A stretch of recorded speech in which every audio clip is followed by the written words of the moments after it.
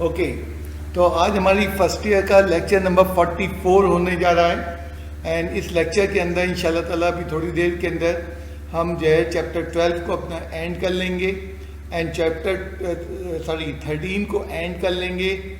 और उसके बाद जो है हम इंशाल्लाह ताला आज का नया टॉपिक, जैसे मैंने कल बताया था कि मैं चैप्टर नंबर 6 को स्टार्ट कर दूँगा। अब क्या हमारे पास है यहाँ पे, पहले मैं एक सवाल अपना डिस्कस करना चाह रहा हूँ 13वें चैप्टर के रेफरेंस से। अपना सवाल डिस्कस करना चाह रहा हूँ, तुम्हारे होमवर्क से इसका कोई ताल्लुक नहीं है। हाँ, एक इक्वेशन है, ट्रिग्नोमेट्रिक इक्वेशन है, 2 cos ऑफ 2 थीटा -1 = 0। अब इसको कैसे सॉल्व करते हैं? इसको सॉल्व करने का एक तरीका तो ये है कि हम बगैर किसी आइडेंटिटी के या फॉर्मूले से चलना शुरू हो जाएं, जैसे कि मैं यहाँ दिखा रहा हूँ। मैंने cos 2 थीटा की कोई आइडेंटिटी नहीं लगाई है और 2 थीटा के लिए मैं मुस्तकिल सॉल्व कर रहा हूँ।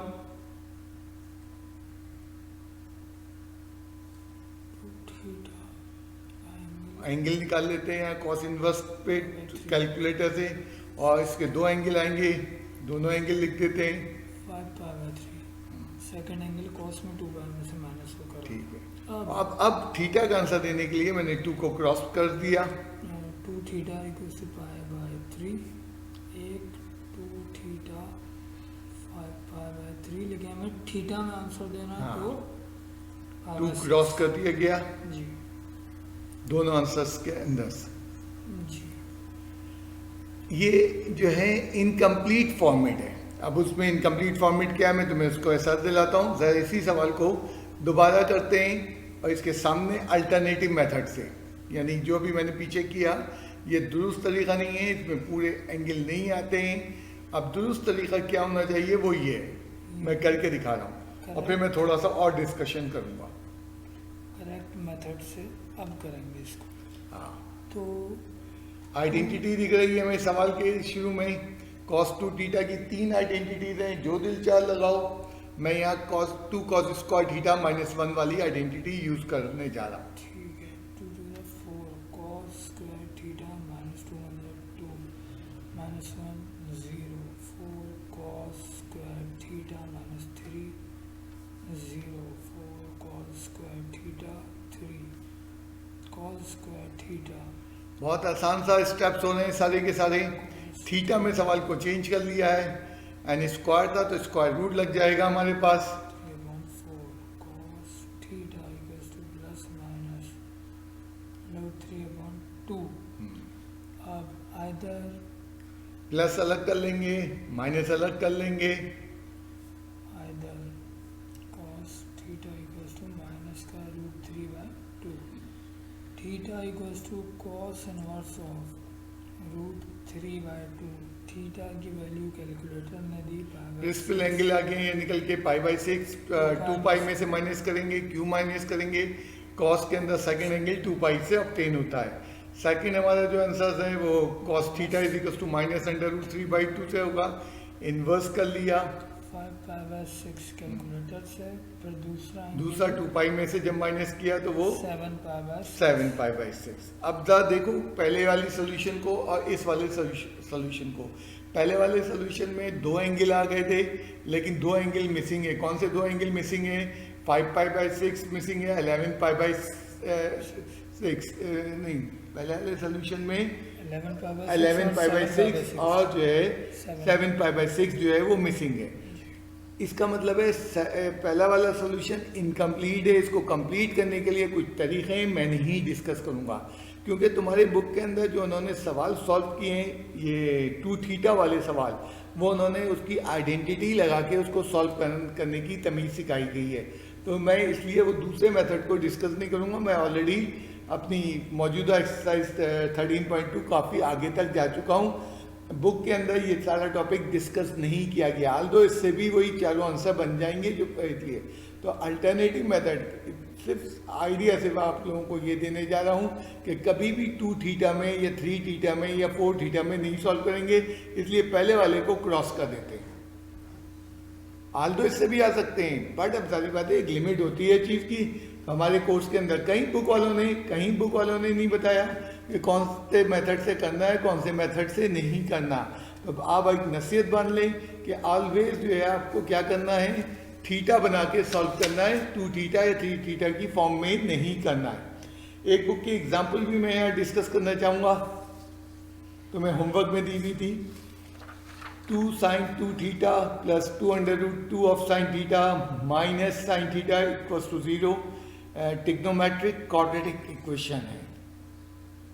क्वाड्रेटिक इक्वेशन सॉल्व करने के 3 मेथड होते हैं, चाहे वो ट्रिग्नोमेट्रिक हो चाहे वो अलजेब्रिक हो।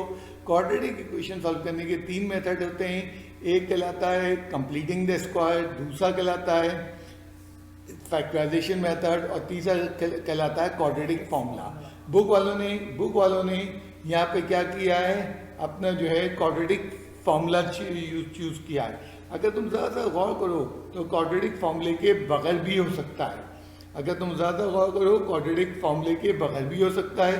कैसे हो रहा है जरा देखते हैं। मिडिल टर्म तोड़ना है, 2 sin स्क्वायर अभी नहीं, पहले फैक्टर बना के दिखाओ। ओके, फैक्टराइजेशन में पहला फैक्टर 2 sin स्क्वायर थीटा वाला है। तो नहीं, उसमें ये नहीं फैक्टराइजेशन बनाओ, उसमें क्या है, पहला कोई टर्म का कोफिशिएंट 2 है 2 है और लास्ट टर्म का कोफिशिएंट क्या है, लास्ट 3 कांस्टेंट 3, तो 2 इंटू 3 6 6। हो गया। अब 6 के ऐसे फैक्टर्स सोचो कि जो 2√2 प्रोड्यूस कर जाएं। जी, 3 टाइम्स ऑफ रूट 2 को अगर मैं मल्टीप्लाई करा दूं 1 टाइम ऑफ रूट 2 से, हाँ देखो ये बनता ये है- कहाँ से आया √2, ये हमने 2 को ब्रेक कर लिया, जी। √2 इंटू √2। तुम यहाँ पे रुको और गौर करो, 3√2 इंटू √2 क्या जवाब आ जाएगा हमारा, 6 आ जाएगा। तो इसका मतलब हमने 2 फैक्टर ब्रेक किए हैं, 3√2 दूसरा √2। अब इसको लिखेंगे कैसे, ऐसे लिखेंगे कि पॉजिटिव रिजल्ट आए, 3√2 ऑफ साइन थीटा, पॉजिटिव वाली बड़ी वैल्यू है तो उसको पहले उसकी लिखा, पहले लिखा पॉजिटिव साइन के साथ आ गई, माइनस दूसरा फैक्टर रूट 2 में था तो ये लीजिए √2 ऑफ साइन थीटा, -3 = 0 कॉपी कर दिया।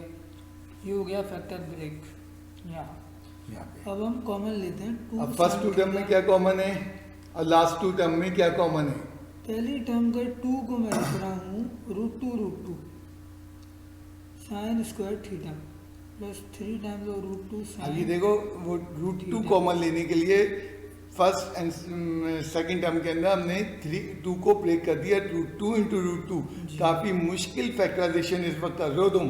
जी, √2 ऑफ साइन थीटा पहली और दूसरी टर्म में कॉमन था तो √2 ऑफ साइन थीटा यहाँ बचेगा प्लस 3 यहाँ सही। बचेगा। बिल्कुल ठीक है। लास्ट 2 टर्म में माइनस कॉमन है, -1 कॉमन ले लिया गया, ये दोनों ब्रैकेट सेम आ गए। √2 of sine theta plus 3 into √2 of sine theta -1 equals to 0। 0 बिल्कुल ठीक। Either √2 of sine theta plus 3 0 हो जाए, आइदर √2 ऑफ साइन थीटा -1 0 हो जाए। 2 फैक्टर बन गए। अब देखो तुमने आराम से फैक्टराइजेशन से सवाल सॉल्व कर लिया। एक्सरसाइज 3.0 जी, साइन थीटा -3/√2। अच्छा, सामने वाला फैक्टर क्या है, sine theta equals to 1, sine theta equals to 1/√2, theta equals to sine inverse of 1/√2, theta equals to π/4 45 degree calculator ने मुझे बताया। बता रहे सेकंड एंगल के लिए क्या करेंगे, पाई में से माइनस करवा साइन है तो पाई में से माइनस होता है। जी, इसके 2 एंगल आ गए। ये 2 आ गए। द फर्स्ट फैक्टर को sine theta is equals to -√3/2 को सॉल्व करते हैं। Theta is equals to sine inverse -3/√2। ये डेसिमल बन रहा है सर। ये डेसिमल वैल्यू बन रही है और ऐसी डेसिमल वैल्यू बन रही है जब तुमने कैलकुलेटर से इसको सॉल्व किया तो कैलकुलेटर ने एरर दे दिया। एरर का मतलब ये एंगल एग्जिस्ट नहीं होता, तो हम यहाँ पे लिख देंगे नो सॉल्यूशन। अभी मैं इसको एक्सप्लेन करने जा रहा हूँ कि ये एरर क्यों आया। पहली दफ़ा इस सवाल के अंदर आया। नो सोल्यूशन हमने यहाँ जवाब दे दिया गया।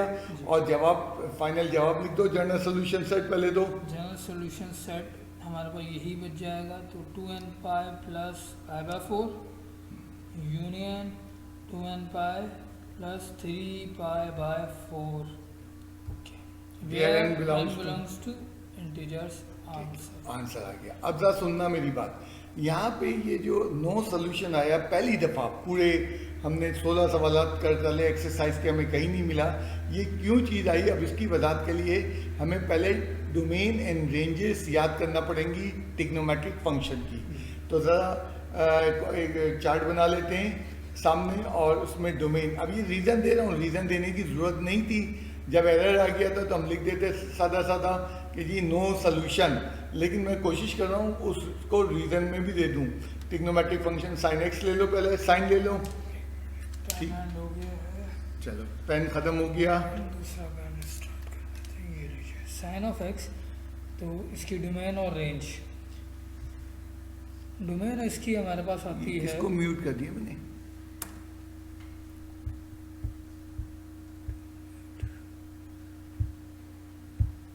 अच्छा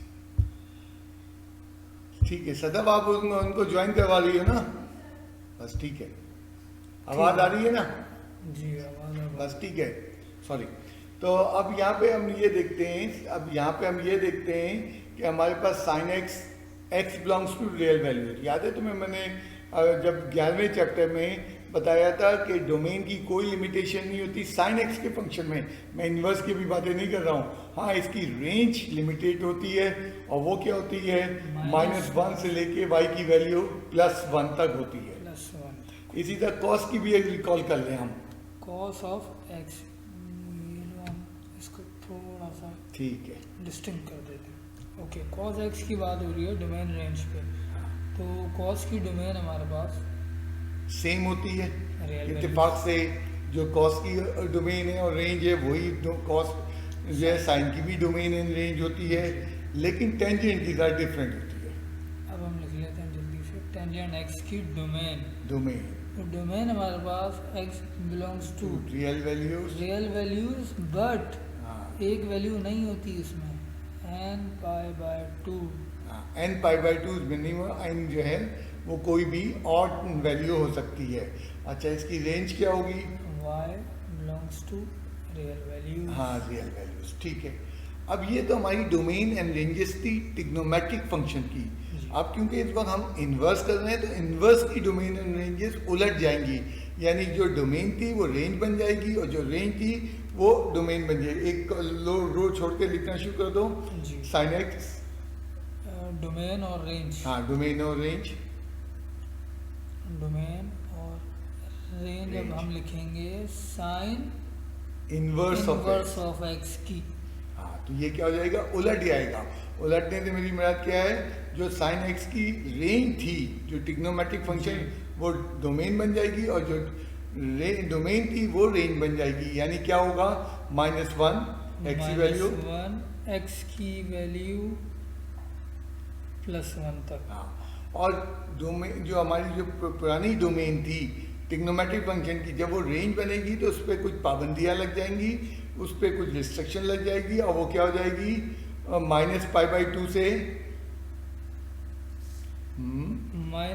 -π/2 से हाँ π/2 +π/2 तक। अब ये देखो उल्टी भी, यानी जो चीज़ ट्रिग्नोमेट्रिक फंक्शन में डोमेन था वो रेंज बन गया, और जो रेंज था वो डोमेन बन गया। और उलटने के बाद हमारी रेंज पे, पुरानी डोमेन पे कुछ पाबंदियां लग गई, -π/2 से π/2। अब टफ टॉपिक है, बुक में सबका तस्करा नहीं है, मैं इसकी बातें कर दे रहा हूँ। इसी तरह कॉस इनवर्स में क्या होगा, इनवर्स ऑफ एक्स, हम इनकी ग्रिड्स बना के इन्हें अलग कर लें। ओके, कॉस के अंदर पहले तो ये कि जो रेंज है वो डोमेन बन जाएगी हमारे पास। तो कॉस की रेंज थी -1 से 1, वो यही जो है डोमेन बन जाएगी, -1 से 1 एक्स के अंदर। डोमेन पे कोई तब्दीली नहीं हुई इनवर्स के, लेकिन रेंज पे तब्दीली होगी, उसको लिखेंगे 0 से लेके π/2, 0 से लेके पाई, पाई तक पाई तक है। पाई तक आती ठीक है, लास्ट हमारे पास है tangent inverse. Tan inverse of x. मतलब मैं सारी की रीजन बता रहा हूँ, वैसे ही रीजन नहीं बतानी थी, सिर्फ कैलकुलेटर से करना था। और नो वो जो है तुमने बता दें नो सोल्यूशन। हाँ यहाँ पे क्या होगा, अब रेंज यहाँ पे आ जाएगी माइनस नहीं एक्स बिलोंग्स टू इन्फिनिटी हो जाएगा यहाँ, क्योंकि ये टेंजेंट है। टेंजेंट एसिम्प्टोस बना देता है। ठीक है। तो अच्छा, इसकी रेंज क्या होगी? इसकी रेंज पहले लिमिटेड थी। अब जो है इन्वर्स होने के बाद वो क्या हो जाएगी, माइनस पाई बाई 2 से पाई बाय 2 तक, जिसमें ये दोनों इंक्लूडेड नहीं है। अब इसमें जो मेन चीज नोट करनी है, जिस तरह मैंने इतना लंबा काम किया है, तुम गौर करो इन्वर्स में, जो मैंने अभी सामने टेबल बनाया, इन्वर्स में कॉस एंड साइन में, इन्वर्स में कॉस एंड साइन में कोई भी वैल्यू -1 एंड 1 के बाहर होगी तो उस पर नो सोल्यूशन होगा। ये इन्वर्स की बात कर रहा हूँ। इन्वर्स में यानी अगर मिसाल के तौर पे आप साइन इन्वर्स ऑफ 3 की वैल्यू निकालो कैलकुलेटर से, वो एरर दे देगा।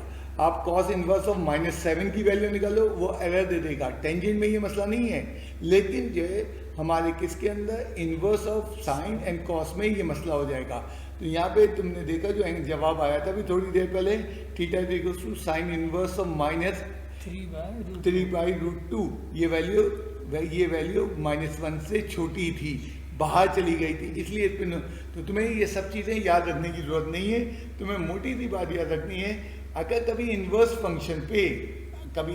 फंक्शन पे कोई जो है एरर आ जाए तो इसका मतलब है वो रेंज से बाहर हो गया है, डोमेन से बाहर हो गया और उस पर नो सोल्यूशन आएगा। लेकिन कभी कभी तुम लोग हिमाकतें भी करते हो, सिंप्लीफिकेशन मिस्टेक करते हो, उस वक्त बड़ा मुसीबत हो जाती है उसको कंट्रोल करना। तो यहाँ पे चैप्टर 13 अपने इख्तिताम को पहुँच गया है। एंड नेक्स्ट मेरे पास जो टॉपिक आ रहा है वो हमारा next chapter sequence and series, chapter 6। तो मैंने बहुत पहले जब क्लास शुरू की थी तो मैंने बताया था पढ़ाने की अपनी तरतीब कि मैं पहले जो है अलजेब्रा पढ़ाता हूँ, देन उसके बाद अलजेब्रा का कुछ क्वेश्चन पढ़ाने के बाद मैं जो हूँ टिग्नोमेट्री कंप्लीट करता हूँ। इस वक्त हमारी टिग्नोमेट्री जो भी सिलेबस में इस साल है वो मुकम्मल करा दी गई है। एंड नाउ जो है अलजेब्रा का पोर्शन बाकी है, मैं अलजेब्रा के पोर्शन की तरफ जा रहा हूँ। एंड टॉपिक है सीक्वेंस एंड सीरीज। सबसे पहले हम बात करेंगे व्हाट इज सीक्वेंस। सीक्वेंस एक तरतीब में आने को कहते हैं। मसलन सीक्वेंस जैसे कि 3, 5, 7, 9 ... अब जरा गौर करना, यहाँ पे क्या हो रहा है, हम 3 से स्टार्ट हुए हैं और 2 के फर्क से बढ़ते जा रहे हैं। 3 के में 2 इजाफा किया तो 5 में 2 इजाफा किया, 7 में 2 इजाफा किया। तो एक सीक्वेंस इसको कहते हैं, एक तरतीब से आना। हमें मालूम है अगली टर्म किस तरतीब से बन रही है। या इसकी दूसरी मिसाल पे हमारे 25, 5, 1/5, ... ये चलती है। हाँ, अब यहाँ क्या देखा हमने, यहाँ हमने ये देखा कि जनाब ये भी 25 को 5 से डिवाइड किया, 5 रह गया। देन 5 को 5 से डिवाइड किया, 1 रह गया। 1 को 5 से डिवाइड किया, 1/5।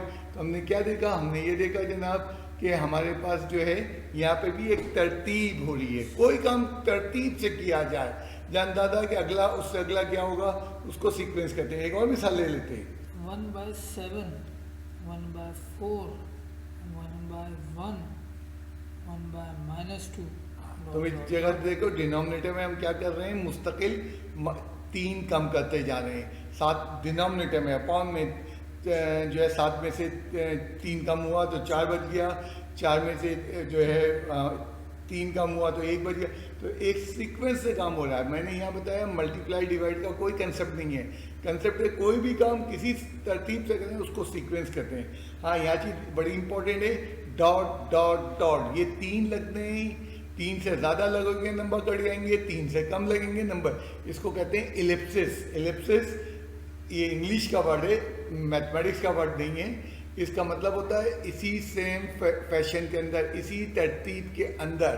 तो ये 3 बच्चे लापरवाही करते हैं, कुछ 2 डॉट लगा देते हैं, कुछ 8-10 डॉट लगा देते हैं, नहीं बेटा तुम्हारी मर्जी नहीं है, ये 3 डॉट होने हैं, यानी ये चीज़ ऐसी चलनी है।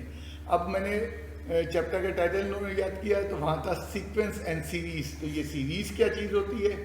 सीरीज के ऊपर हम बात करते हैं तो 3 + 5 + जैसे मैंने अभी पहली जो है सीक्वेंस लिखी थी, वो याद है तुम्हें? 3, 5, 7 इनके दरमियान मैंने प्लस लगा दिया तो वो सीरीज बन गई।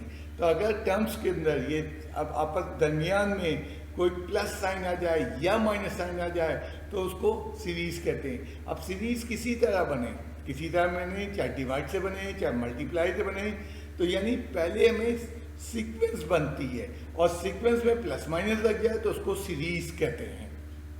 अब हम एक न्यू इनको चीज़ बता दें, हम जो AP सीक्वेंस एंड सीरीज के दरमियान पहले डिफ्रेंशिएट किया। अब बात ये करते जाएं, हमारे कोर्स में 3 स्पेशल, वैसे तो सीक्वेंस सीरीज बहुत सारी टाइप की हैं, वैसे तो सीक्वेंस सीरीज बहुत सारी टाइप्स की हैं, लेकिन जो हमारे कोर्स के अंदर है एक है AP अरिथमेटिक प्रोग्रेशन, जिसको शॉर्ट फॉर्म में हमने क्या कहा?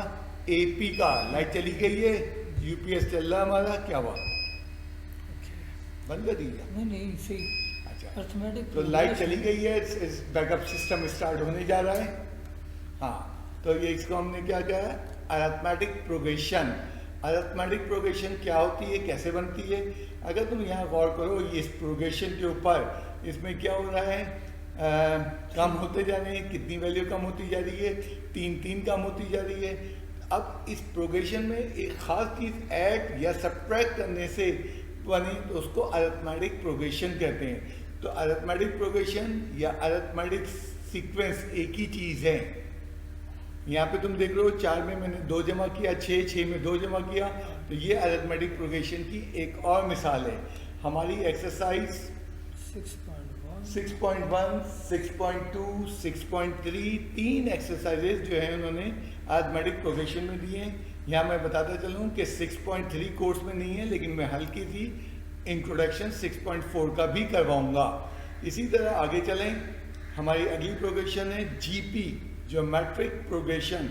ये ज़्यादातर GP AP के नाम से जानी जाती हैं, तो पूरा नाम मैं नहीं कॉल करता हूँ, तुम चाहो तो पूरा नाम कर सकते हो। एंड जब ये प्रोग्रेशन है तो ये सीरीज भी बन सकती हैं, तुम्हें मालूम है सीरीज बनाने के लिए बीच में प्लस या माइनस होगा। तो यहाँ ज्योमेट्रिक प्रोग्रेशन में तुमने देखा पहली टर्म 2 थी और फिर 3 हुई, इसका मतलब हमने किससे मल्टीप्लाई करना शुरू कर दिया? हमने 3 से मल्टीप्लाई करना शुरू कर दिया। तो किसी चीज़ के मल्टीप्लिकेशन से आए या डिवीजन से आए तो उसको डिवीजन से भी, डिवीजन की एक मिसाल दे देते हैं। 32, 16, 8 ... अब मैथमेटिक्स में जुमला सुना तुमने, मल्टीप्लाई और डिवीजन एक ही चीज़ कहलाती हैं। एक्चुअली तुम इसको कह रहे हो 2 से डिवाइड किया गया, मैं इसको कह रहा हूँ 1/2 से मल्टीप्लाई किया गया। तो ज्योमेट्रिक प्रोग्रेशन में मल्टीप्लिकेशन से ऑब्टेन होती है। एंड 4 एक्सरसाइजेज 6.4 से लेके 6.5, 6.6, 6.7। तो ये 4 एक्सरसाइजेज हैं, लेकिन हमारे इस साल के कोर्स के अंदर 6.6, 6.7 नहीं शामिल है। हाँ, अकरम कर दिया पक्का? अच्छा, तो ये जो चीज़ें मैं करवाऊँगा जब थोड़ी इंट्रोडक्शन में। एक और आखिरी प्रोग्रेशन जो हमारे कोर्स में है, हार्मोनिक प्रोग्रेशन। हार्मोनिक प्रोग्रेशन को उर्फ आम में HP कहते हैं। 1/7, 1/4, 1/1। क्या कर रहा हूँ? अपॉन में मैं 3 माइनस करता जा रहा हूँ। देखो माइनस हो रहा है लेकिन अपॉन में हो रहा है, तो उसको अरिथमेटिक नहीं कहते, उसको कहते हैं हार्मोनिक प्रोग्रेशन। एंड हमारी 6 जो है ओनली एक एक्सरसाइज है हार्मोनिक प्रोग्रेशन में। एक और एक्सरसाइज है 6.9 जो इस साल हमारे कोर्स में नहीं है, देखेंगे ज़रूरत पड़ी तो इसको भी मैं कुछ कराने की कोशिश करूँगा। लेकिन 6.1-2 कोर्स में शामिल है इस साल, 6.4 एंड 5 शामिल है और 6.8 शामिल है। इसका मतलब इस चैप्टर के साथ जुल्म ये हुआ है इस साल कि जनाब उन्होंने 4 एक्सरसाइजेस डिलीट कर दी हैं। तो जब उन्होंने की है कोर्स कुछ समझ के डिलीट की होंगी।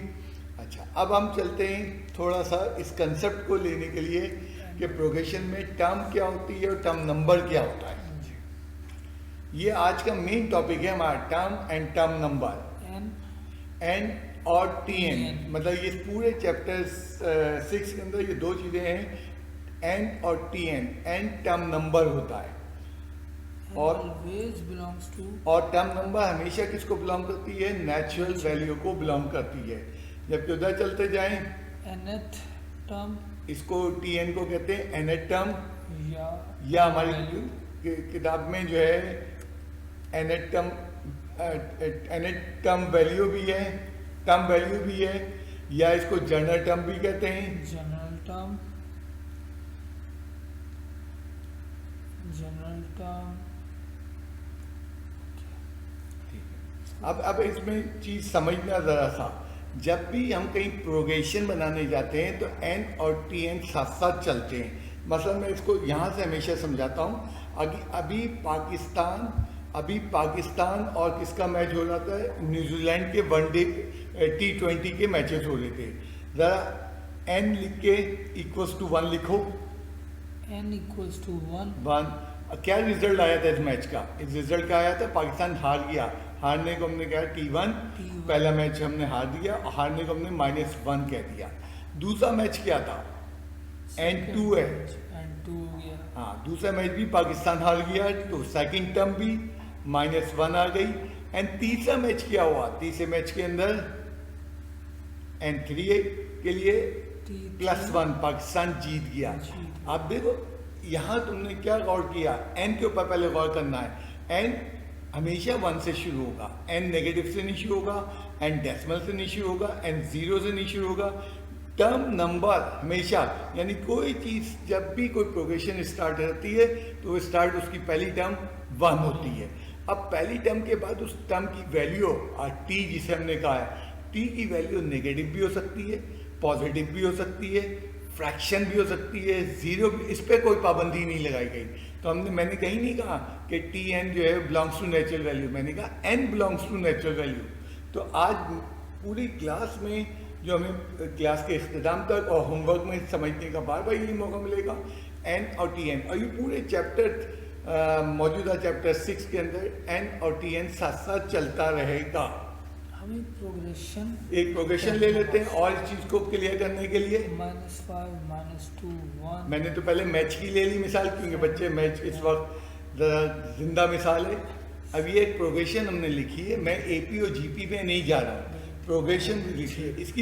इसकी प्रोग्रेशन की ज़रा मुझे बताओ, तीसरी टर्म क्या है? n इक्वल्स टू 3, यानी कि तीसरी टर्म 1 2 3, ये है सर 1 T3। अब देखना, जब 1 आया तो उसको कहा तीसरी टर्म की वैल्यू कितनी निकल के आ गई? हम 1 आ गई। अब इसकी अगर मिसाल के तौर पे हम छठी टर्म की वैल्यू लिखें, n इक्वल्स टू 6। जब हमने n इक्वल्स टू 6 लिया तो हमारे पास T6 10 है। तो ये मैं बार बार क्लियर कर रहा हूँ, n belongs to natural value है हमारा।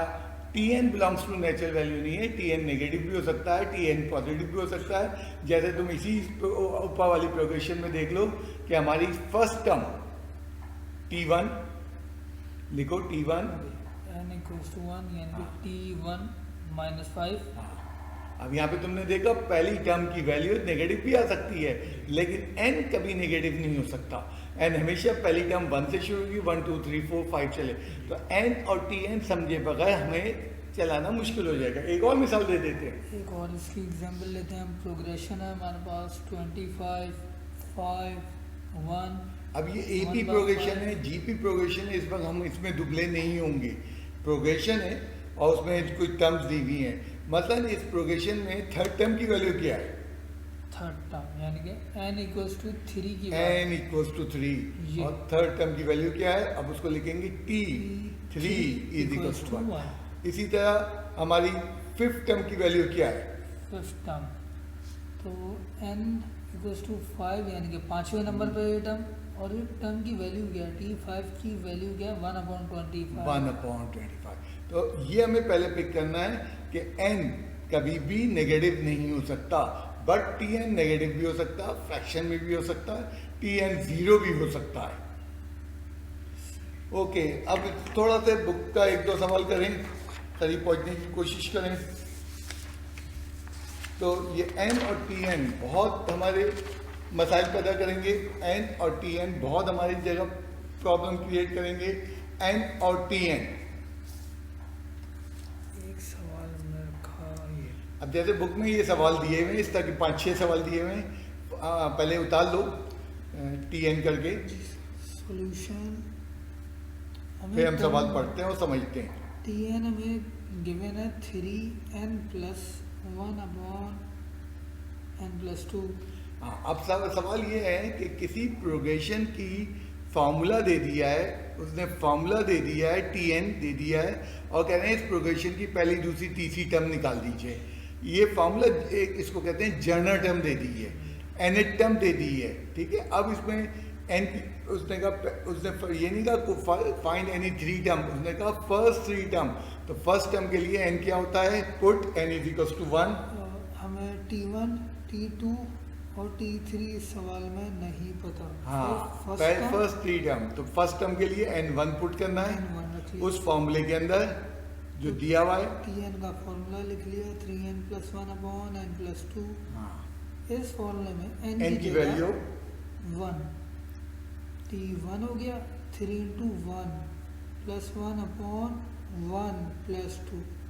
ठीक। T1 की वैल्यू 3+1/1+2। आराम से, तो अरिथमेटिक सिंप्लीफिकेशन है 4/3। 4/3। अब तुमने देखा पहली टर्म फ्रैक्शन में आई है, आने दो, लेकिन n की वैल्यू 1 ही है। इसी के आगे हम जो है n2 पुट कर दें। n इक्वल्स टू हमने 2 क्यों पुट कर रहे हैं, सेकंड टर्म निकालने जा रहे हैं। सेकंड टर्म में n क्या होगा, हमारे पास 2 होगा। 2 हो गया ये, तो 3 × 2 +1/2+2। T2 की वैल्यू 6 + 1/4, 7/4। 7 अब ये इत्तेफाक से सेकंड टर्म भी हमारी जो है फ्रैक्शन में आई है, लेकिन सेकंड टर्म n2 रहेगा। एंड इसी तरह 3 के लिए अगर कर लें हम, 3 के लिए हमने n इक्वल्स टू 3 रखा, तो T3 हमारे पास जो आएगी 3 × 3 +1/। अब इस प्रोग्रेशन की तीसरी टर्म निकाल के दिखा रहा हूँ मैं आपको। T3 की वैल्यू 9 + 1, चलो 10 लिख दिया हमने डायरेक्ट, ये हो गई 9 + 1 10/3 + 2 5। सिंप्लीफिकेशन हो गया। T3 equals to 2। अब इनमें तुमने देखा थर्ड टर्म हमारी जो है वो होल नंबर में आ गई, यानी फ्रैक्शन में नहीं, कोई मसला नहीं। हमारी तो नजरें इस वक्त n पे हैं। मैं जिन बच्चों ने तवज्जो से सवाल नहीं सुना था स्टार्टिंग में, फिर बताएं भाई, एक कहीं से फार्मूला दे दिया गया, ये फार्मूला तुम इंशाल्लाह ताला 1-2 क्लासेस के बाद बनाने लगोगे हर प्रोग्रेशन की। अभी उसने कहा कि एक प्रोग्रेशन है जिसका जो है रूल ऑफ फॉर्मेशन या जिसका उसूल क्या है, उसका उसूल में ये कह रहा है n जो है ये n की फॉर्म में फार्मूला दिया जा रहा है। अब फार्मूला जब n की फॉर्म में दिया जा रहा है तो वो कह रहा है पहली 3 टर्म, देखना उसने क्या कहा, पहली 3 टर्म निकालनी है। उसने हमसे ये नहीं कहता कोई सी 3 टर्म। अगर वो कहता कोई सी 3 टर्म तो एक बच्चा 70वीं टर्म निकालता, देन उसके बाद वो 28वीं टर्म निकालता, देन वो 102 टर्म निकालता, तो वो तुम्हारी मर्जी होती। लेकिन यहाँ क्लियर लिखा हुआ था फर्स्ट 3 टर्म। तो इस फॉर्मूले में n1 पुट करना है, n2 पुट करना है, n3 पुट करना है, और इस तरह पहली दूसरी तीसरी टर्म को सिंप्लीफाई करके जवाब देना है। इसी तरह का एक और सवाल ले लेते हैं, क्योंकि बुक में 6 सवाल दिए हैं इस टाइप के। ये जस्ट इस वक्त जो प्रैक्टिस हो रही है वो इस बात की प्रैक्टिस हो रही है तुम n को पहचानने के लिए तमीज़ कर सको। आपकी जो उसने फॉर्मूला दिया है nth टर्म का, तो उसको लिख दिया हमने Tn। अब देखो nth टर्म का t से रिप्रेजेंट होता है, Tn का फॉर्मूला इज दिस। अब ये फॉर्मूला दिया था, जस्ट Tn मैंने अपनी तरफ से ऐड कर दिया क्योंकि उसने वर्डिंग में कहा था nth टर्म। अगेन यहाँ पे भी जुमला पे हुआ करो, फर्स्ट 3 टर्म चाहिए, n1 पुट करोगे तो पहली टर्म आ जाएगी। तो T1 तो पहली टर्म के लिए n1 होता है 3 की पावर 1 + 2, 3 + 2 ये हो गया 5। फर्स्ट टर्म आ गई। n इक्वल्स टू 2 रख लेते हैं सेकंड टर्म के लिए, तो T2 कितना आएगा 3 की पावर 2 + 2, 3 9 + 2 11, दूसरी टर्म आ गई। जस्ट एन याद रखना है, जो चीज़ बार बार हम जोर दे रहे हैं, एन 1 2 3 होता है, एन कभी 0 नहीं होता, एन कभी डेसिमल में नहीं होता। हाँ, टी एन 0 आ सकता है, टी एन डेसिमल में आ सकता है, बाकी क्या। तो ये चीज़ मुसलसल को समझाने के चक्कर में, और मेरे भी आज की क्लास का फोकस है, एम यही है कि जब आज की क्लास ख़त्म हो और तुम होमवर्क करने के कामयाब हो जाओ तो तुम्हें ये समझ में आ जाए कि एन क्या है और टी एन क्या है। टी टर्म के लिए, एन टर्म नंबर के लिए, उसकी पोजीशन है 5वीं टर्म 8वीं टर्म। तो अब चलते हैं ज़रा इसको थोड़ा सा एक फॉर्मूले की सूरत में बना लेते हैं। क्या करते हैं, अब ये प्रोग्रेशन लिख लो पहले। अब मैं एक छोटी सी थ्योरी एक्सप्लेन करूंगा, एंड जब मैं थ्योरी एक्सप्लेन करने में कामयाब हो जाऊंगा तो वहाँ से हम कुछ और नए फॉर्मूले लाने में कामयाब हो जाएंगे। बगैर फॉर्मूले की मैथमेटिक्स नहीं होती। ये एक प्रोग्रेशन है, इस प्रोग्रेशन में नोट करो क्या हो रहा है, इसमें 5-5 का इजाफा किया जा रहा है। 3 में हमने 5 का इजाफा किया तो वो 8 हो गई, 8 में जो है 3 का इजाफा किया, 5 का इजाफा किया तो वो 13 हो गई। ये 5-5 का इजाफा करते चले जा रहे हैं।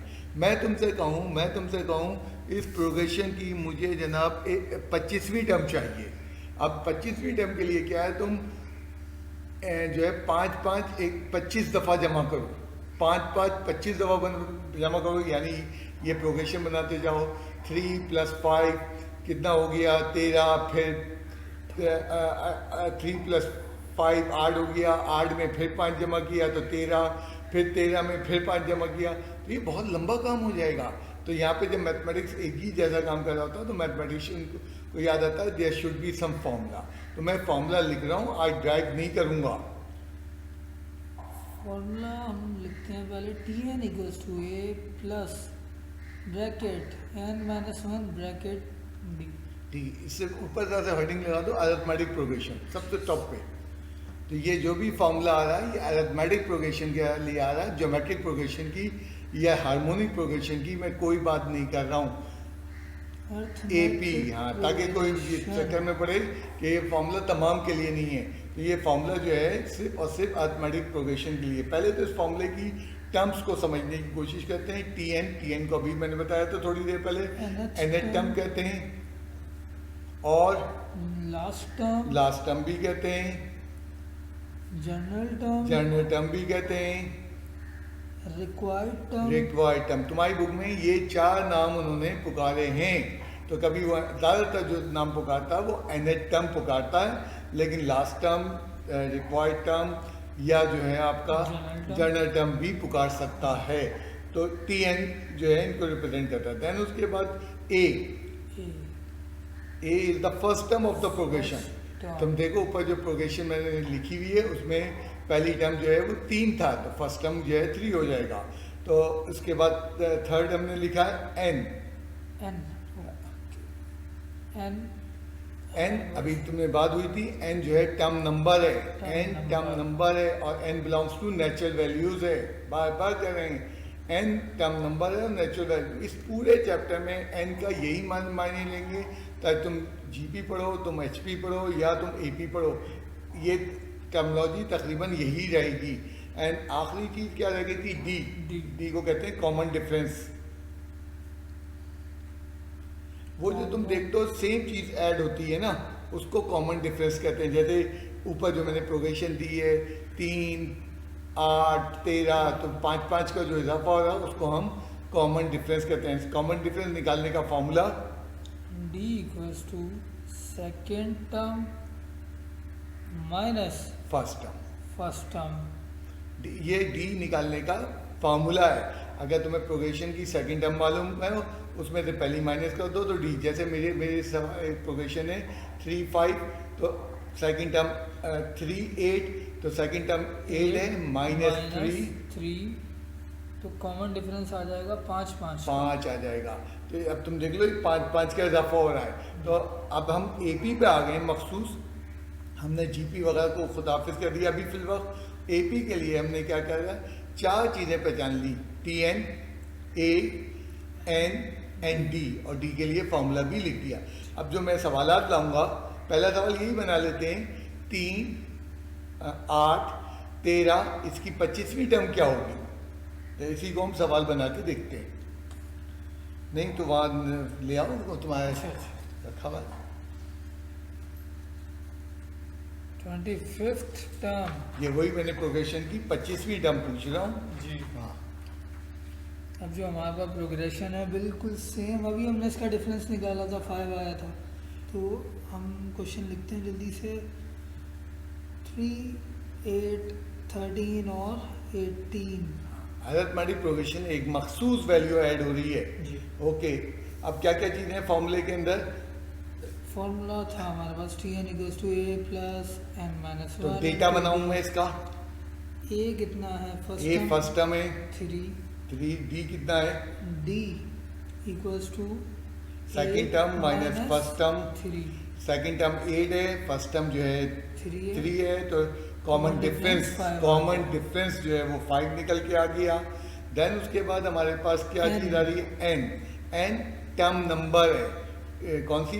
25वीं टर्म पूछी है, term। तो हमने यहाँ पे एन की लिए वैल्यू 25 रख दे दी है। 25। दैट इज जो टर्म हमसे पूछी जा रही है 25वीं टर्म एन वो है। एंड टी एन कौन सी टर्म चाहिए? 25वीं टर्म चाहिए। 25वीं टर्म की वैल्यू क्या होगी? क्या होगी? अब देखना एन और टी एन में फर्क है। एन की वैल्यू हमारे पास 25 है और 25वीं टर्म की वैल्यू 25 नहीं होगी। 25वीं टर्म की वैल्यू एक बड़ी वैल्यू आती हुई नजर आ रही है, प्रोग्रेशन बड़ी होती जा रही है, तो 25वीं टर्म की वैल्यू उसने हमसे पूछी है। फॉर्मूला लगा देते हैं।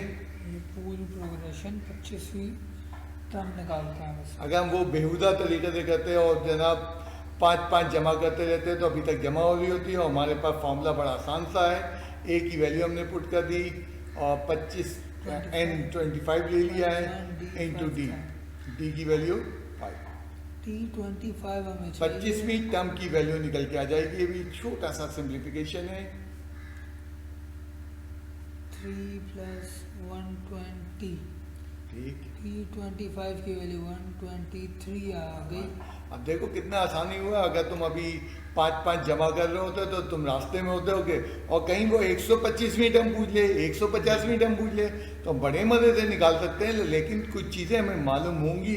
क्या क्या मालूम होगी? फॉर्मूले ने कहा कि आपको ए मालूम होना चाहिए, आपको डी मालूम होना चाहिए, आपको टर्म जो मालूम करनी है उसका नंबर मालूम होना चाहिए। जैसे यहाँ 25वीं टर्म, तो हम उस टर्म की वैल्यू निकाल सकते हैं। तो आज हमारे पास मेन फार्मूला सामने आ गया है। आज भी और अगली क्लास में भी ये मेन फार्मूला खिला जाएगा। तो एक इसी तरह का एक और सवाल बना लेते हैं। तो हम स्लो प्रोग्रेशन पर आ गए हैं। प्रोग्रेशन में एन और जो है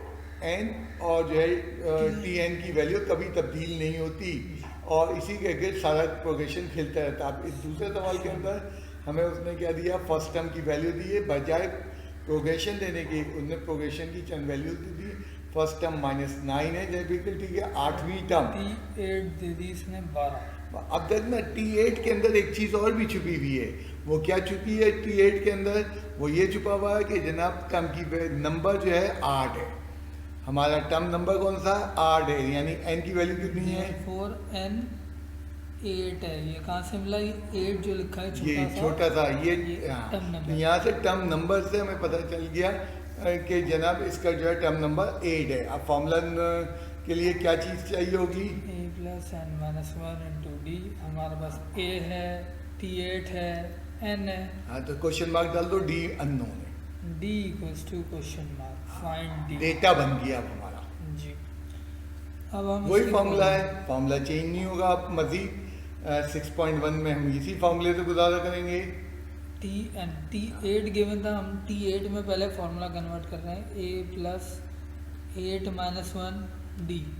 अब हम अपनी वैल्यूज रख लेते हैं। अगर वैल्यू पुट करते हैं T8 की वैल्यू 12, 12 है। T8 की वैल्यू 12 है। a की वैल्यू -9 है, -9 है। Very good. 8 - 1 7 7 और d डी मालूम करना। हमें मालूम वो करना। बच्चा कहना है सर डी मालूम करने के लिए तो फॉर्मूला था second term minus first term. बिल्कुल तुम ठीक कह रहे हो। यहाँ सेकंड टर्म कहाँ दी हुई है? तो देख के भी तो बोलो ना कि सेकंड टर्म तो दूर तक नहीं दी है। तो अब फॉर्मूले से हम डी निकाल लें। -9 इस तरफ जाके +9, 12 + 9 = 7d, 21 7d। तो d = 21/7। d की वैल्यू आ गई हमारे पास 3। डी मैंने कहीं नहीं कहा डी फ्रैक्शन में नहीं आ सकता। डी फ्रैक्शन में भी आ सकता है, डी नेगेटिव भी आ सकता है। हाँ, जिस चीज़ के लिए मैं मना कर रहा हूँ एन फ्रैक्शन में नहीं आ सकता, टर्म फ्रैक्शन में आ सकता, फर्स्ट टर्म फ्रैक्शन में आ सकती है, डी फ्रैक्शन में आ सकता, नेगेटिव आ सकता, बट एन नहीं आ सकती। बहरहाल यहाँ एन नहीं पूछा था, यहाँ पे उसने जो है क्या पूछा था जनाब, डी पूछा था। ठीक है, तो आज हमारा सारे सवाल इसी के गिर्द घूमते रहेंगे। तो नेक्स्ट क्वेश्चन ला रहे हैं हम। नेक्स्ट क्वेश्चन हमारे पास फॉर्मूला वही आ गया टी एन का। इस 120, थोड़ा सा सवाल दारी बात है, वही फॉर्मूले के गिर्द घूमता हुआ है, लेकिन थोड़ा सा सवाल उसने इस 127 is the term of the progression, एक प्रोग्रेशन दे दी है एपी में, डेफिनेटली अरिथमेटिक प्रोग्रेशन की बात कर रहे हैं, और क्या इसमें 127 आएगा या नहीं आएगी टर्म। अब टर्म पूछ रहा है, एन नहीं पूछ रहा है कि इस प्रोग्रेशन में क्या जो है 127 शामिल है या नहीं शामिल है। तो इसका आसान सा तरीका ये है, हम ये एज्यूम करके चलते हैं 127 अगर शामिल होता तो n की वैल्यू क्या निकलती। क्या मतलब, हम n फाइंड करेंगे। लेट सपोज n हमारे पास 11 आ गया तो हम कहेंगे यस 11वीं टर्म जो है 127 है। लेट सपोज n 66 आ गया तो हम कहेंगे 66 टर्म जो है 127 है। और अगर हमारे पास n की वैल्यू डेसिमल में आ गई, नेगेटिव आ गई, तो हम कहेंगे no 127 is not the sum. तो चलते हैं, फर्स्ट टर्म क्या है बताओ। a equals to first term -7 है, वो एडमिट कर लो। d equals to common difference क्या होता है, second term minus first term, second term minus first term -7 थी। नेगेटिव में कोई मतलब नहीं है, जो रूल है अपना वही लेके चलते रहो कि second term minus first term. d पता हो गया, a पता हो गया। हमारा सारा फॉर्मूले के गिर्द घूम रहे हैं और हमने मान लिया है tn, ये हमने अज्यूम कर लिया है tn किसके बराबर है 127 कि वो अगर इसकी टर्म होगी तो tn होगी। हाँ, और जो है अब क्या मालूम करना, मुझे n मालूम करना। n नहीं पता, तो एक दफ़ा फिर मैं तुम्हें बताता चलूँ, उस सवाल को दोबारा समझाने की कोशिश करूँ कि 127 is the term of this progression और नॉट। उसके लिए हमने ये किया, ए आसानी से निकल आया, डी आसानी से निकल आया, एंड हमने एज्यूम कर लिया, मान लिया कि 127 इज द टर्म, देन हम n फाइंड कर रहे हैं। अगर n की वैल्यू 11 आ गई तो हम कहेंगे yes 11 term of the progression is 127। अगर n की वैल्यू 28 आ गई तो हम कहेंगे यस 28 टर्म, और n की वैल्यू अगर डेसिमल में आ गई तो हम कहेंगे no 127 is not the term of progression. तो सिंपलीफाई फॉर्मूला शुरू कर देते हैं। a plus n minus 1 into d, formula वही है हमारे पास, फॉर्मूला यही है पूरे 6.1 में, मेन फॉर्मूला यही है। tn की जगह 127, हमने मान लिया था कि n टर्म 127 है, a की value -7 -7 plus n minus 1, n हमें नहीं पता, मालूम करना है, d 4 है। 4 है। अब तुम देख रहे हो इस इक्वेशन में n है, -7 को उधर लेके +7 हो गया, सिंप्लीफाई कर -4 तो 134 4 से मल्टीप्लाई कर दिया ब्रैकेट को, 134 कैसे हो गया, 127 में 7 ऐड हो गया, एंड देन -4 इधर आ गया, 138 divided by 4 equals to n। n। n की वैल्यू जो हमारे पास आई वो आई, ये कैंसिल हो रहा है, 69 टाइम्स 2। अब तुम यहाँ गौर करना, n की वैल्यू क्या आनी चाहिए, नेचुरल नंबर आनी चाहिए। हमने एज्यूम किया था 127 टर्म है, तो इसका मतलब हमारा एजम्पशन रॉन्ग था। हम यहाँ लिखेंगे and do not belong, reason दे रहा हूँ, and do not belongs to natural values, hence 127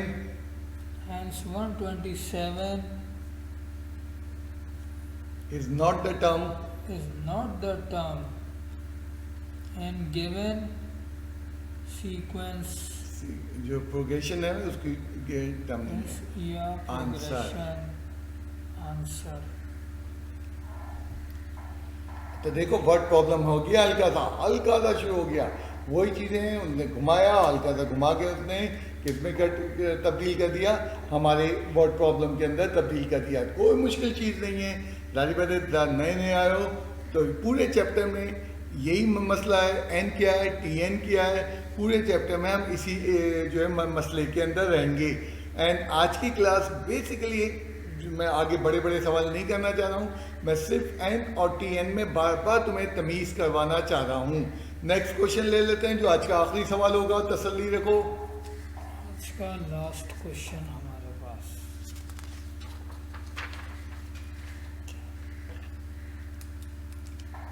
अब ये क्वेश्चन एक है हमारे पास, इसका डेटा पहले हम नोट करते हैं। Find the first term and common difference.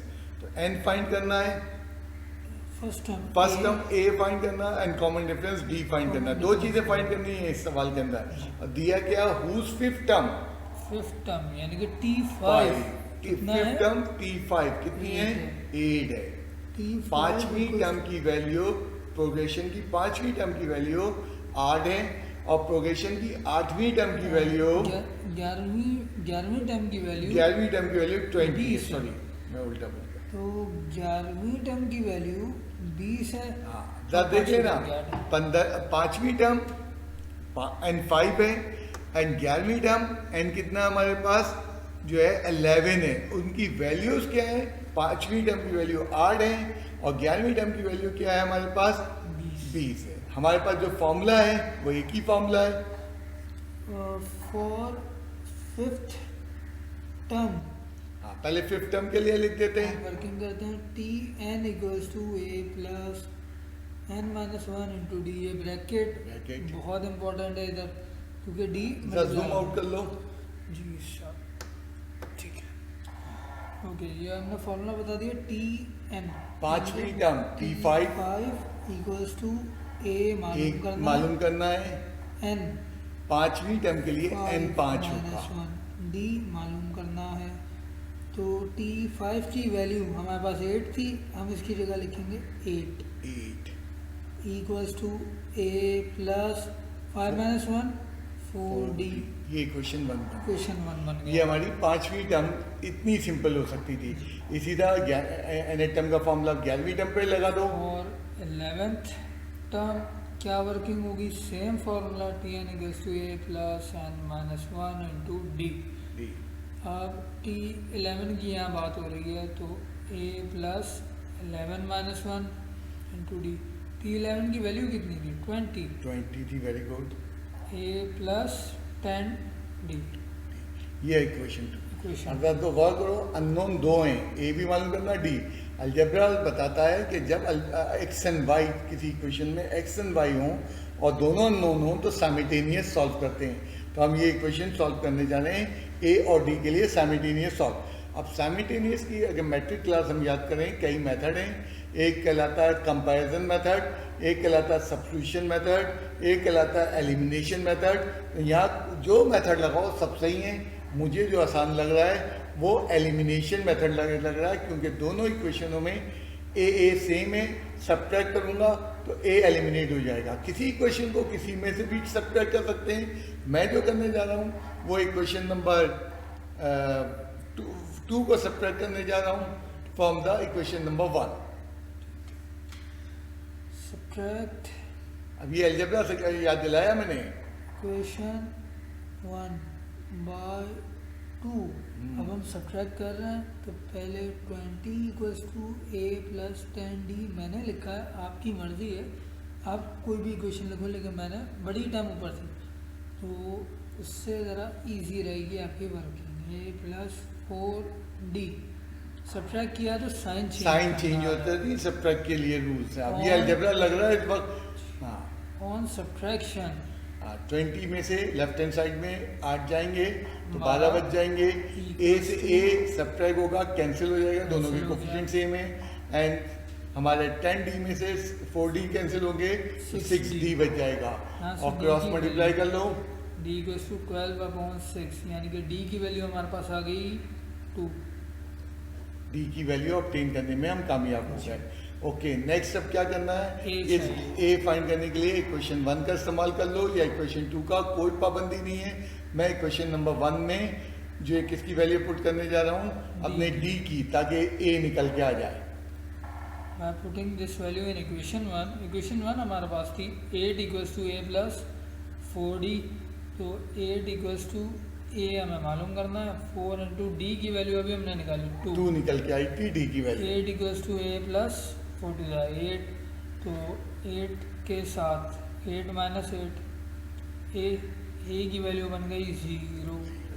मैंने कई दफ़ा कहा, फिर दोबारा रिपीट कर दूं, फर्स्ट टर्म जीरो आ सकती है, फर्स्ट टर्म नेगेटिव आ सकती है, कोई पाबंदी नहीं है, सिर्फ एन पे पाबंदी है, टर्म नंबर पे पाबंदी है। तो हमें उसने पूछा था कॉमन डिफरेंस निकालिए और क्या निकालिए, फर्स्ट टर्म, वो निकालने में कामयाब हो गए।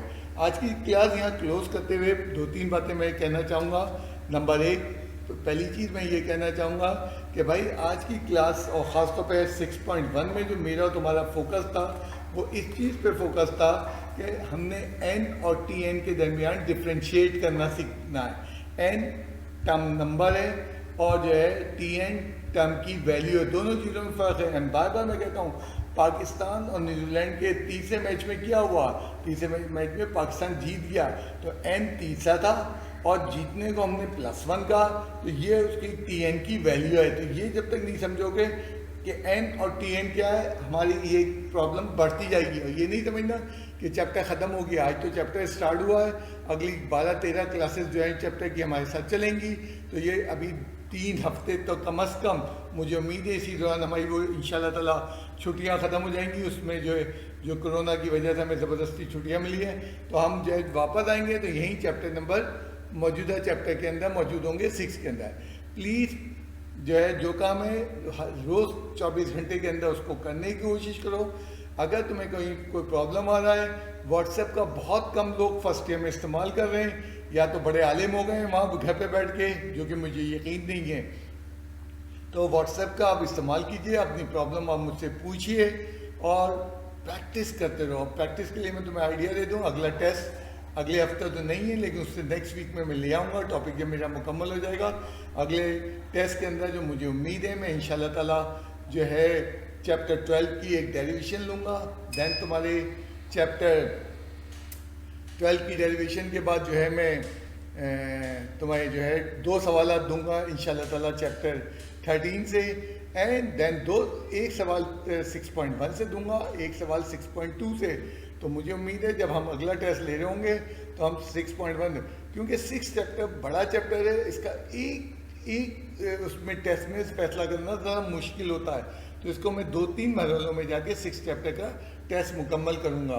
ओके बेटा, सवाल हेजिटेट नहीं करो, पूछने की आदत बनाए रखो।